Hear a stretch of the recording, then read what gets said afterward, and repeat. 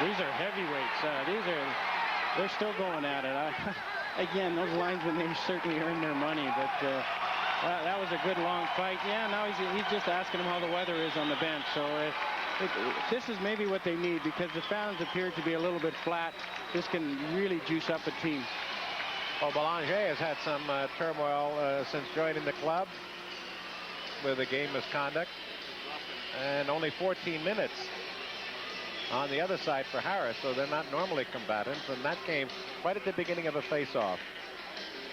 You know, getting back to the power play a little bit, you know, it just seems like they're tentative. It's like they got to get the goal right away. You've got a full 2 minutes to get that goal, you know.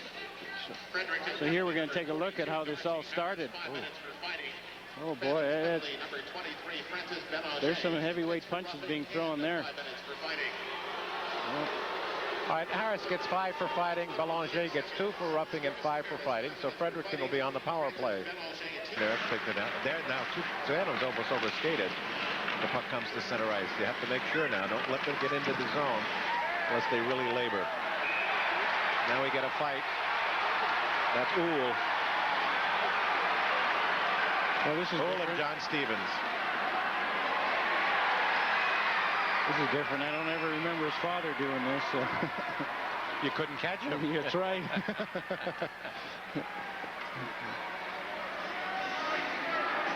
But that's okay. John Stevens, a leader that he is, he'll do anything for the club. And Uhl, if he's one of their better scorers, it doesn't hurt to get him off the ice. But your captain is off, so you figure maybe a trade-off? Yeah, that's true, because he adds a lot of stability there. Took a little exception, I guess, to the arm in the face. That should be roughing, I would think, no more. Yeah, they just did a little dancing. Oh, they sent both of them to the dressing room. That I don't understand at this point. Uhl. Each got 5 for. That'll be against Brian Wiesenberg. Now the wipeout. 1 minute and 33 of the power play. Well, maybe he can just bring somebody with him. That's it. Bring somebody with you. You know, it's. I have to see that replay again. I don't know. That looked like a pretty good check. See, right now, I believe the referee should just get out of there, because if you get hold of one guy and the other guy gets his hand free, that's when you could really get hurt. Just like that. You know, let them go. They're two big guys. Sasha Ghost is 6'2", 195. Gordy Kinnear is 6'1", 194. He's the battler. Well, that's why he's captain, you know. He's standing up for his team. He's on the road. He says, hey, you can't do that to my teammate. But I want to see that again, because that looked like a pretty good hit. Well, Kinnear and Wiesenberg will go. Let's see what they get out of all of it. Well, it'll be interesting to see what the penalties are. They should be even up, because they instigated that. So if that's the case, then that was a good... 2 for boarding for Wiesenberg and 5 for fighting. 2 for instigation to Kinnear and 5 for fighting. We're going to take a look. Oh, boy, I don't know. Yeah, under the new rule. That was a pretty good hit. He didn't leave his feet. He didn't hit him from behind. He actually turned and hit him sideways. I don't see anything wrong with that at all. Pretty soon they're going to pad the boards there or something. I don't know. You know, when you're standing off the boards today and you're knocked into them, they call it. Kinnear, 5 minutes for fighting. Phantoms penalty number 17, Brian Wiesenberg, 2 minutes for boarding and 5 minutes for fighting. Well, that's a good... 9 minutes, 47 seconds. This Wiesenberg, I like the way he plays. He's a big kid. He hustles all the time. He's got a promising future. Well, Kinnear instigated that and got away with it. Now, in serving the minor of Wiesenberg will be Frank Bialowas.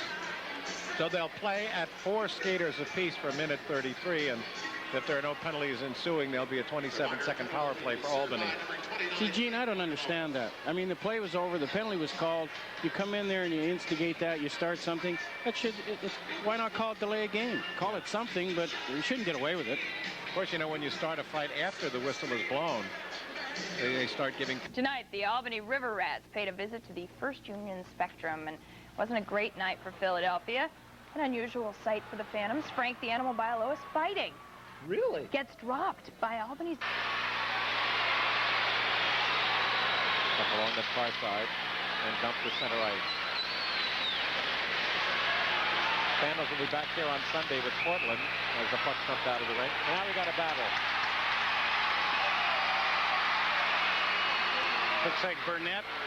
Yeah, Jared Burnett and Kordic. Not much there. Two heavyweights there. I didn't really see how that started, but looks like they didn't waste any time. Right off the face-off, yeah, it was a hello, my name is, and boom. Burnett, he's 6'3", 225, so he's no little guy. You chew guys like that up. I walk into these locker rooms and they're in their street clothes. I want to walk in with my skates.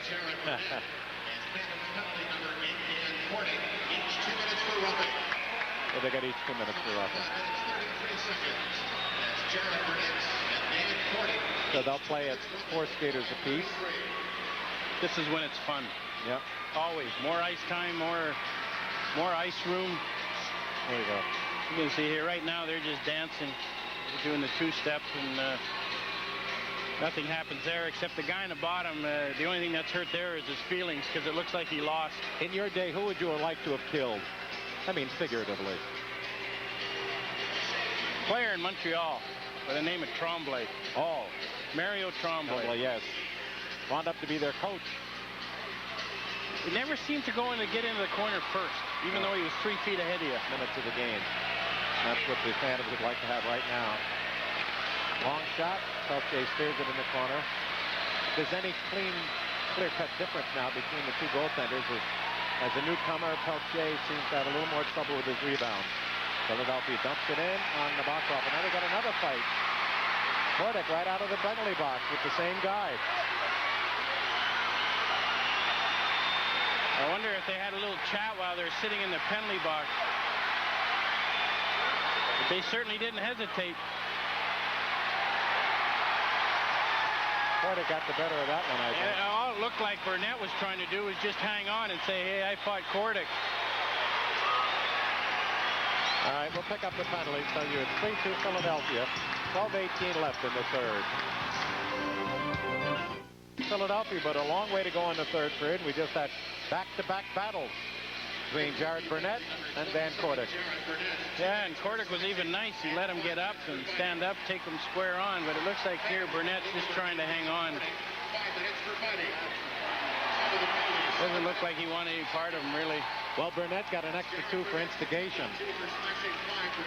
So it's a power play, Philadelphia. Got 2 for slashing. Okay, slashing, and Kordic then got the 5 for fighting, as did Burnett. Jean-Marc Pelletier, 2-1 Pirates. Later in the second, the fists start flying. Peter Boulerice just wails on Denis Sharavikin. A no-doubt first-round TKO for Boulerice, and he knows it.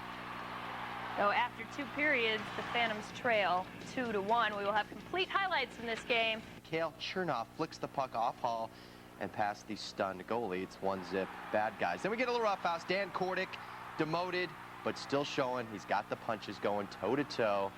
And Kordic, yes, proves that he belongs in the big leagues. Third period, still 1-0 Hartford. At the First Union Spectrum, and you know when these two teams get together, there's always fisticuffs. Early first period, Ryan Bass making his presence felt with his knuckles. Later in the first, Phantoms now on the power play. Peter White's off. That doesn't mean this rivalry's not heated, though. Brian Westenberg and Emmanuel LeBranche mixing it up there. Phantoms down a goal in the first, but coming up on the power play. Richard Park. In along that left side. Now they get some help to close off that point, but not enough. And we've got Zidzik and Riesenberg going at it.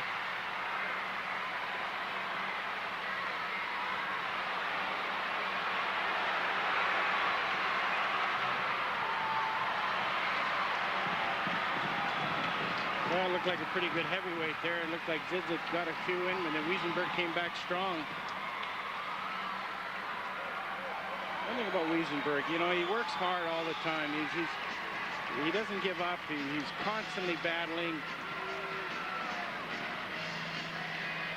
But they'll get a little breather, go to the locker room, and get to the soda before anybody else does.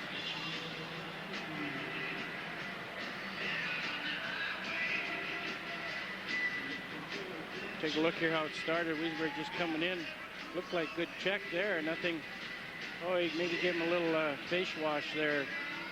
There's nothing worse than having a glove stuck in your face because those things smell, and it's really annoying. It's aggravating. But after that, those are two big boys going at it. You don't want to be in the middle of those, Gene. One would have to say that Vidzik was the instigator because he got a little clash, but he was the throw the first punch. Maybe they ought to give him two.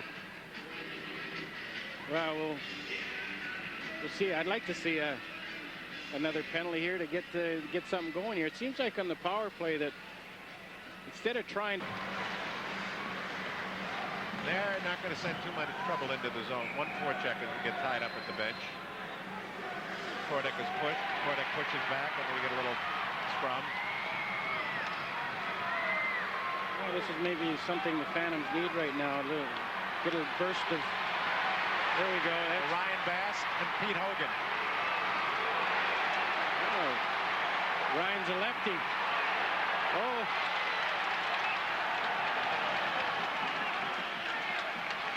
You know, it always amazes me if both linesmen aren't ready to get in there, then stay out. You know, because that's usually where you can get a sucker punch. But saw that Ryan was a lefty. I don't think Hogan was expecting that. Well, Ryan Bass right now is one of Hogan's heroes. I was waiting for that one, too. Well, normally our guests get goals. This time they get fighting majors. Yeah, that's right. Oh.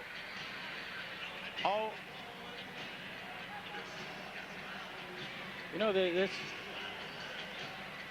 Yeah. Here we go. Yeah, I don't think Hogan wanted too much of that. He had to. There's a lot of haymakers being thrown there. Sure, he might have a sore hand tomorrow, too.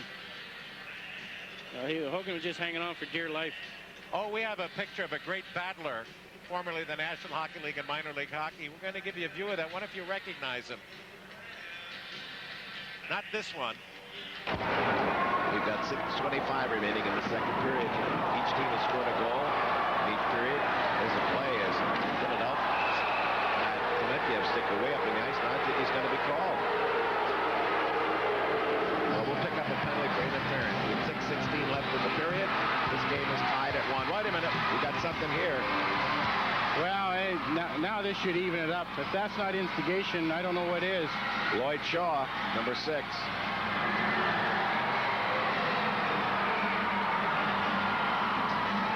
Well, we'll see what comes out of this. But Clementiev. All right, we'll take a break, and we'll be back to tell you the penalties after this. Well, looks like we've had either two players ejected or with long penalty minutes, they've been sent to their respective dressing rooms. Here's how it all started. Stick goes flying out of Clementiev's hand. He comes back realizing he doesn't have a... Oh, he had the puck. I really don't know what the problem with that was here.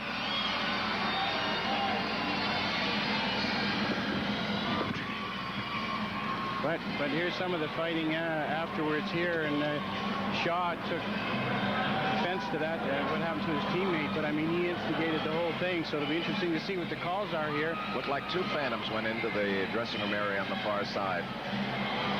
You know, so I don't know. Gene, I didn't see anything wrong there by Clementiev. His hands were down. Old little bump in the road. Tonight there were bumps on the head. Check this out right away. Steve McLaren and Garrett Burnett, the visiting Kentucky Thoroughblades, one of the great nicknames in all of hockey. But after that, they got their work cut out for it tonight. And oh, here we go. Oh, this is McLarnon And Burnett again. Two big boys. Looks like you and Barry Beck. Yeah, right. McLaren, well, I'll tell you what, I give him a lot of credit. Burnett's got size on him, but he hangs in there. You know what, Gene, I don't understand something. You know, look at this fight. Jared Burnett, correct? Yeah. It's spelled G-A-R-R-E-T-T. Why wouldn't it be Garrett? You know, He's Canadian. I mean, it's just. But you know, when you play against a team 12 times in a year, you're always thinking, you got to be thinking, hey, we cannot let them get an edge at all times. So you got to be ready for it. Now that wasn't a fight, really. That was a calling card. This is we're up to tonight. Yeah, this is just sending a message saying, you guys think you're going to steamroll us tonight, you're going to have to earn it and pay for it. And that's all it is, just sending a message, not only for this game, but for the next 4 that they got, or 5 they got left.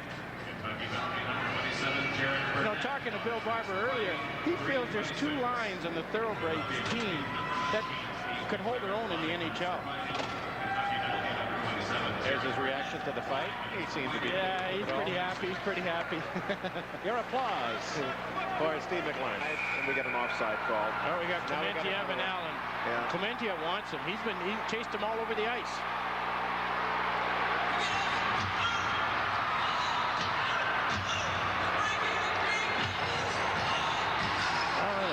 Doesn't want to do too much. Oh, yeah. Yeah, Clementiev, I don't know what happened, but he sure got under. He's got his dandruff up. He chased him from center ice to blue line. He's getting hammered a little bit now.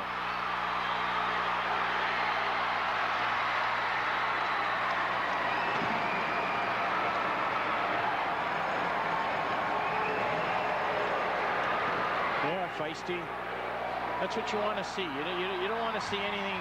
You don't want to see them hang their heads. You got a lot of pride wearing that Phantom uniform, and you want to maintain it at all times. While you're talking, I'm looking to see on the schedule when the next time Kentucky comes to Philadelphia. Well, that'll be interesting. Like you say, those next 5 games, they're going to be dandies. Just couldn't get his arm loose. Allen had a hold of him, but he didn't appear like he wanted too much of there at the beginning. So Allen and Clementiev each get 5 for fighting. Coincidental majors, they'll not show on the board. Teams will play at full strength. We think.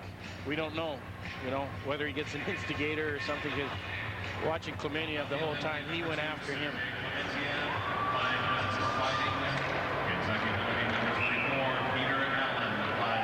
Each 5 minutes for fighting. You know, Peter Allen is a big boy. Hank is tied up. Run down to the play, battles for it in the corner, spins away from his man, Matt Bradley. Then Bradley comes at him, and here we go. We may have a few of these before the night's over. Yeah, I think so. You know, Boyle was chasing Healy there behind the net. He took a pretty good two-hander on that. We've seen penalties stronger than that tonight. But you watch, they're going to come out of this. They better come out even on this.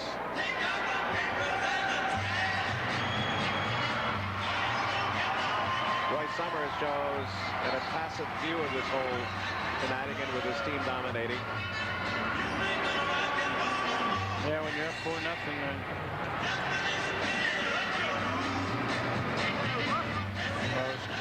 Greg took a swing, but before that, Boyle took a pretty good. Now, you know what? That should be a game misconduct, shouldn't it? Yeah. There was a penalty called, or a 10-minute misconduct. There was a penalty called, and he retaliated. Isn't that the same thing? Yeah. Play was stopped. Well, here he's being set over here. Don't forget, fans, every Sunday, WKYT-TV Channel 27 airs Pipeline. So you take a look, just before that, Boyle took a real wicked two-hander across his pads. And Healy knew it, he felt it. That's why he took a swing at it. All right, each got 5 for fighting. WKYT-TV Channel 27 Pipeline. It was 1-0 through 40 minutes in a classic game, and we got another business here. McLaren and Burnett again. Yeah, they went at it in the first period. By Lois wants somebody too. It's the Gillette Wednesday night fights of the week. One had the edge and then the other, and they're separated by the linesmen, Henneberg and Gagnon. I'll give McLaren a lot of credit. lot of credit for, he's outsized. Yeah, this series is long from over. I'm sure Frank's skating in front of their benches and asking them what they got for Christmas, I'm sure. So besides the players they lost, Montgomery got a misconduct. Doesn't see this coming. And where's the Emmer cavalry? Right now, they work it to that near side, really pinching along the board. Wittenberg takes a punch at Dan Smith, and let's see what happens here. I think Wiesenberg was going to get a penalty for roughing, and now trying to draw in Christian Matt, and may have done that successfully. No, that's just Dan Smith.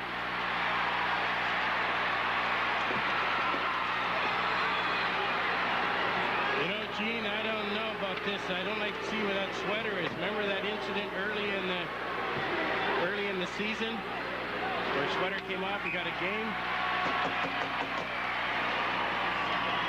Remember to keep players from taking off uniforms during fights.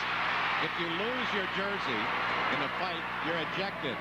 And that's why they're supposed to be sewn or buttoned or pinned or somehow or other in there. So let's see. That's happened to Philadelphia earlier in the season. So let's see what they do with Brian Wiesenberg, as Philadelphia doesn't need any more guys in the box or going for the afternoon.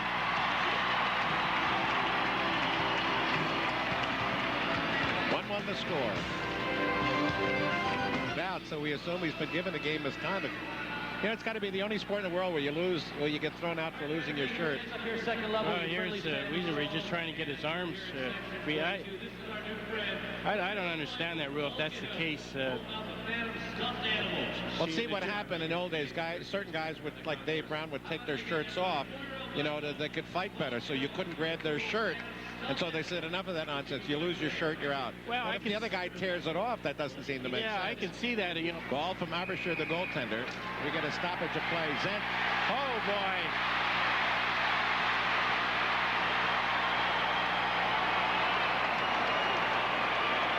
So that was Zent and Richardson. He's been a target this afternoon. It's been a little nap, but Zent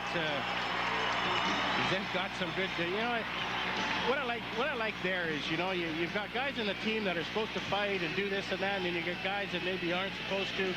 But when you do that and they show that everybody on the team is willing to do something different that they don't normally do, that's a good sign, and that's going to carry on in the next games. Because Richardson didn't want any part of Zent there. Well, maybe you can look in the statistics as the fight goes on. The Phantom short of players in the last two games at Kentucky and here today. They've been outscored in the third period 7-0. 5 minutes for fighting and No, that's tied by Jean-Marc Pelletier. So a lot of huffing and puffing in that second period. As we gather in and they all say hello, how are you? Aren't we playing tomorrow and Sunday? Yes. What's your name? Well, this is... now we got it. Belanger and Ferguson. You know, when you're playing, look at these two go at it. That's 10 Bellers there. They're not banging helmets.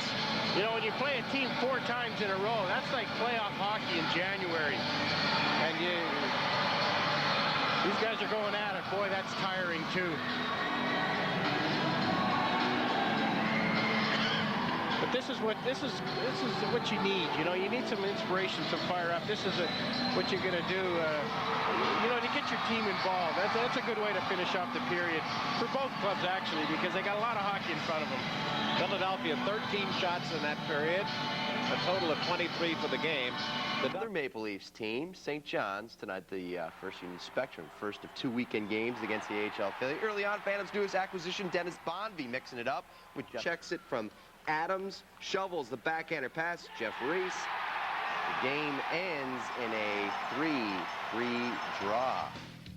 So the new enforcer helping things go tonight, Bonvie, a goal, his first as a good rivalry in the AHL, and with the Phantoms in second place trying to hold off the third place Bears, tonight's game had a little added significance. This also the first of a home-and-home series between Philly and Hershey, and this is Dennis Bonvie getting into a fight. Folks didn't like it when they traded Frank Bialowis. Well, this is the guy they got, Bonvie, and he shows he can mix it up too. And then Steve McLaren says, hey, I can do it just like that, Dennis. Phantoms landing the punches here, but Hershey scoring the goals. Bears lead 4. Mess up a good thing, so we check in to see if the Phantoms could put another bear hug, if you will, on Hershey. We join the action with the Phantom Steve McLaren squaring off against Wade Belak until the linesmen get them in a bear hug, if you will. McLaren not quite done, gets the last left in. Now the goals in this game merely a preliminary of the main event between the Bears, Scott Parker and Dennis Dominus Bonvie. And if it looks like two heavyweights sizing each other up, yes, that's exactly what it is. Two heavyweights sizing each other up, and then everybody's kung fu fighting. Large flurry of punches exchanged between these two tough guys before they would finally give up this fight. Now the word is hockey, because the Flyers farmhands are in action at the First Union Spectrum tonight. Let's talk some fisticuffs. Brian Wiesenberg pounding Shane Needy. Tie game in the first, and Mark Alley with those two guys. There's a shot by Bonvie, right on, popped up in the air, and we got a fight right on. McLarnon along with Eric Bolton.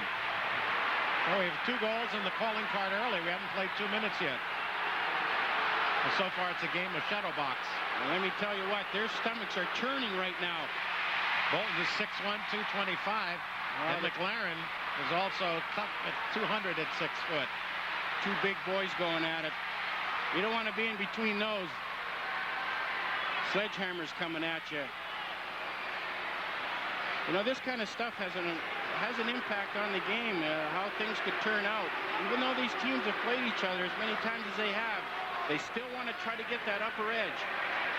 Well, they know each other. They're familiar. Some prices to pay, some paybacks. And that is very, very tiring for these players to be wrestling like this. Oh, they were separated. Now, if you're wondering why they don't break it up, the linesmen are supposed to wait until they've really worn down. Exactly. They themselves don't get hurt, but this is an extended battle. You don't want to give one guy an advantage. Their timing has to be very, very good to come in there so somebody doesn't get an arm free. And so you want to make sure that they get in there at the same time. Well, it's interesting to see what Scott Zelkin will dish out. He makes it strong to say, hey, look, if this is going to go on all afternoon, then I'm going to zip somebody early to make it sure that it won't. Well,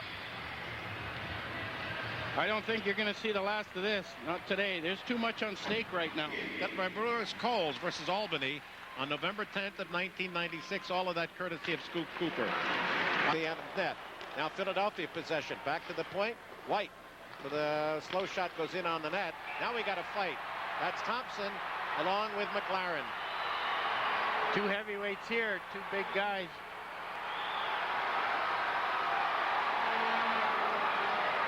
$350 minutes between the two this year. I tell you, McLaren, he's had some good scraps this year. He's a tough boy. And Thompson, he's not shy either. Those are the kind of things that can really bring a team together. When you have players that'll stand up for each other, fight for each other, do the things it takes to win.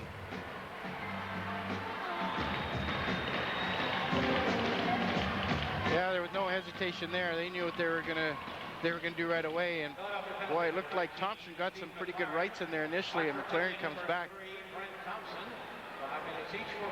But some of those missing, but if you've never done that, that's really tiring. It's really can wear you out quickly, and especially if you get one landed right on the beak.